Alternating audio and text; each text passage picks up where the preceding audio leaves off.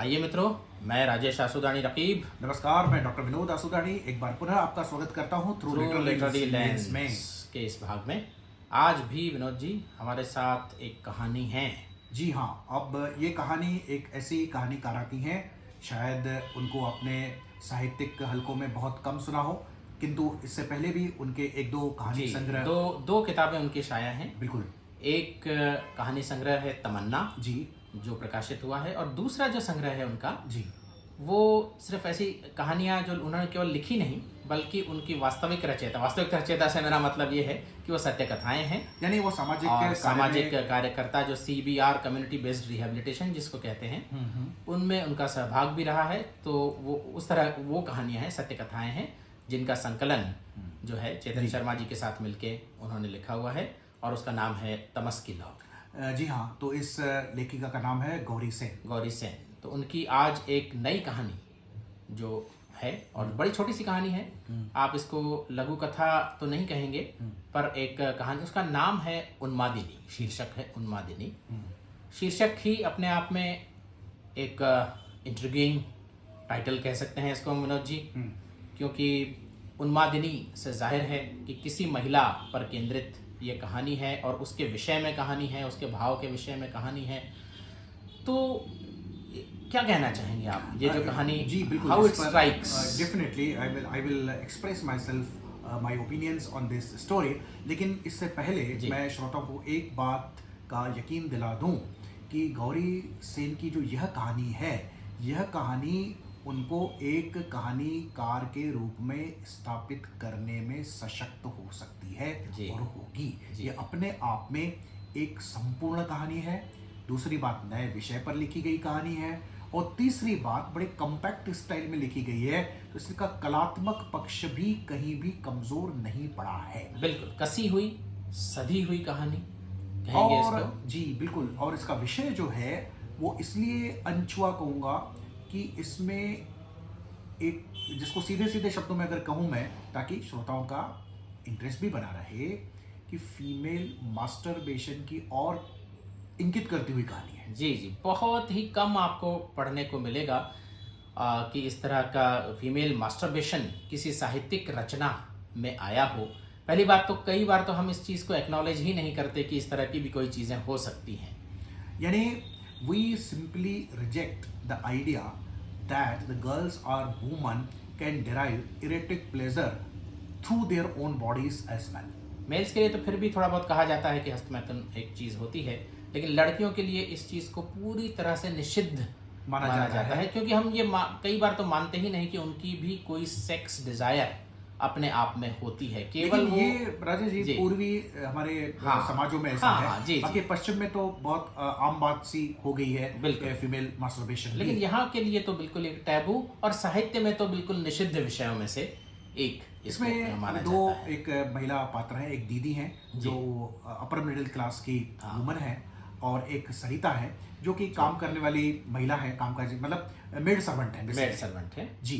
तो बातचीत में उससे पता चलता है कि दीदी जब नहा के निकलती हैं तो घंटा भर लग जाता है उसे अपने बेडरूम में। तो उन्हें कमरा दीदी का खुला नहीं है, वो साफ सफाई करनी होती है सरिता को जी। तो कमरा दीदी का क्यों नहीं खुला हुआ है, तो रोज इतनी देर क्यों लगती है? तो सीधे सीधे एक तो हंसी नहीं रोक पाती हैं अपनी, क्योंकि कुछ लोग बड़े जिसको कहते हैं ना, उत्तेजना में अवस्था में पहुंच जाते हैं शब्दों द्वारा। जी, तो वो क्या करती है दीदी, तो घंटा भर अपने शरीर की मालिश करती हैं, क्रीम लगाती हैं। वो पूछ बैठती हैं माता जी से कि दीदी आप क्या नंगी नहा के आ जाती हैं क्या कमरे में सीधे? जी।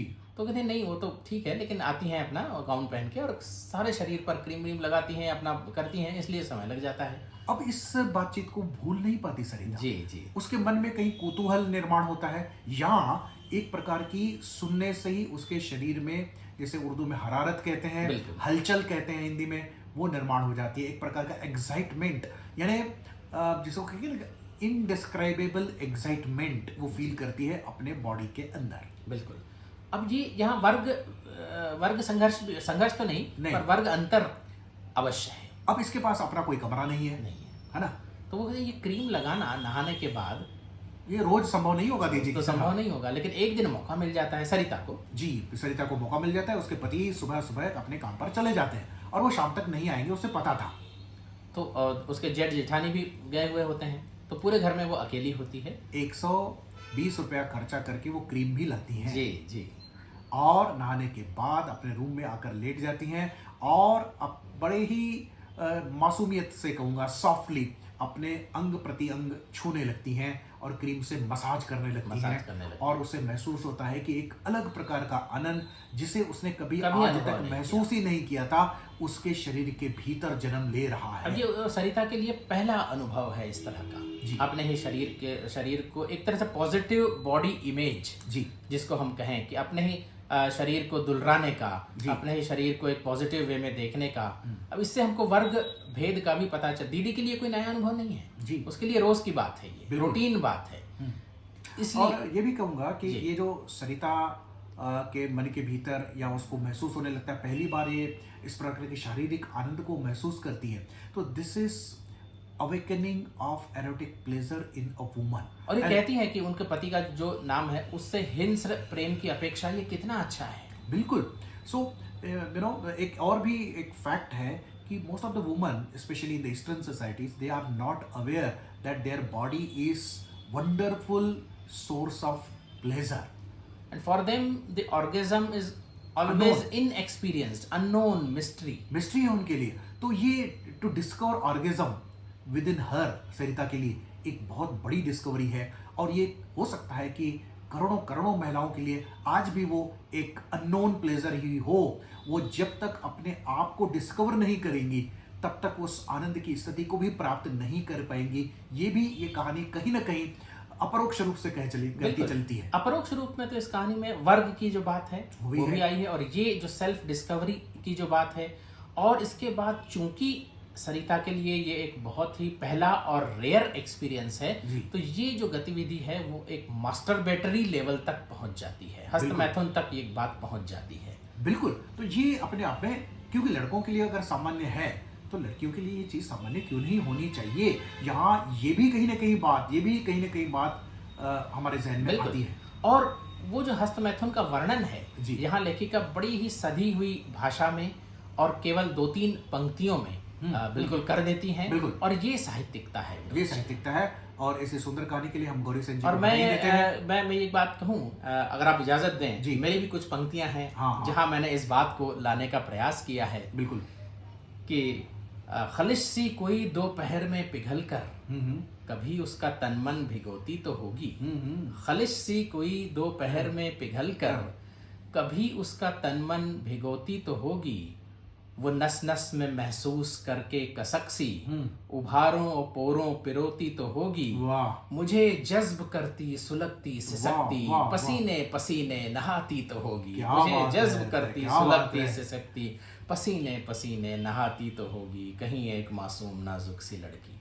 तो ये जो फीमेल मास्टरबेशन वाली बात और फीमेल ऑर्गेज्म को जिस आर्टिस्टिकली आपने बयान किया है साहब, माशाल्लाह, उसके लिए तो बिल्कुल हम लोग आपको साधुवाद करते हैं। यहाँ भी कहानी में लेखिका ने बड़े ही अच्छे से आंखें मूंद गई उसकी। जी। और इसका जो अंत है विनोद जी कहानी का, उसके पति आ जाते हैं, धड़ाधड़ दरवाजा पीटते हैं और ये एक वास्तविकता की ओर, वर्ग वास्तविकता की ओर वो एकदम से अपने आप को साड़ी में लपेट लेती है, जैसे यही एक पात्र कवच हो उसके पास।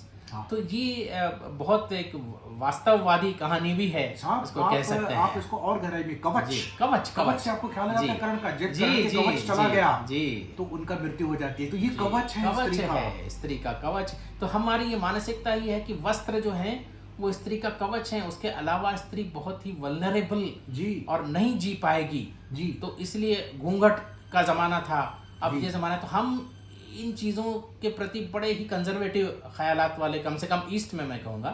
तो यहाँ ये चीज है कि जिस तरह कवच की तरह धारण कर लिया बिल्कुल उसने साड़ी को। ये भी बहुत ही कहानी में एक अलग पक्ष की तरफ इशारा किए हुए है। बिल्कुल। तो बहुत ही सुंदर कहानी, आप जरूर पढ़ें और हम अपेक्षा करते हैं कि गौरी जी से और भी हमें इस प्रकार की सुंदर सजी हुई कलात्मक कहानियां प्राप्त होती होंगी। और इस कहानी के लिए हम उन्हें धन्यवाद करते हैं उनका, और शुभकामनाएं। धन्यवाद। नमस्कार।